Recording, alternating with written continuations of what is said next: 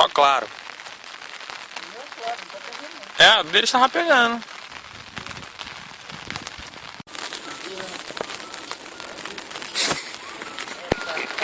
Esse animal era mole. Esses animais. Alô? Vem que tem esse balão aí, ó.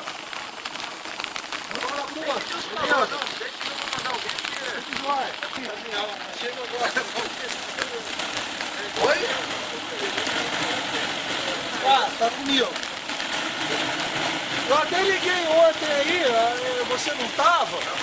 A princípio pode achar um quarto sobre aviso.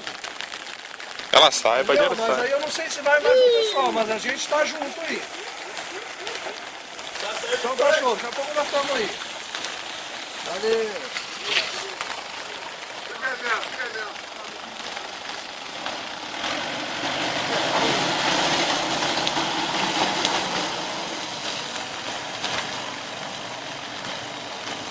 Carro que é poderoso. Tô vendo aquela bandeirante antigamente. Eu tinha uma que desatorava. Trolha é o bicho. Trolha também? Trolha é o bicho. Mas aquela bandeirante com aquele motor de cor de 608 na frente, pesado pra caralho, aquilo era. A trolha sai de qualquer lugar. E eu tive um vetarinha também, meu irmão, curtinho. Subi até a parede com aquilo. Caralho, rapaz, vai tomar no pé o China, rapaz.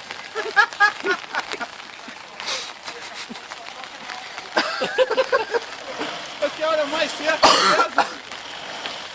Atende ele e fala que eu não tô na festa da pica. É praga aqui, rapaz. É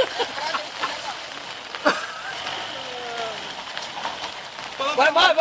Aí eu vou ligar pro Rogério e falar que tá bom pra caramba aqui, Felipe. É. Vai tirar a tração, que aí ela vai ficar só na traseira e ela roda, né? Olha lá. Agora tá trabalhando com pau. Tá voando nós tudo aqui. Vai cair. Rapaz. Liga a pressão.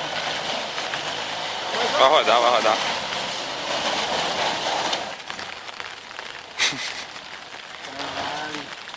Que merda. Motor estourado. E o mineiro é o culpado. Motor atolado. E o mineiro é o culpado. Ô Felipe, esse caminhão não vai subir aqui hoje. Não sobe não. Se meteu a gente que vai ser rascado aqui, Felipe. Pô, mas tudo começa assim. Vai ser um dia perfeito, gente. Um dia chuvoso, a gente tudo parado lá embaixo, dentro. Bom, vamos levar ela pra cima, né?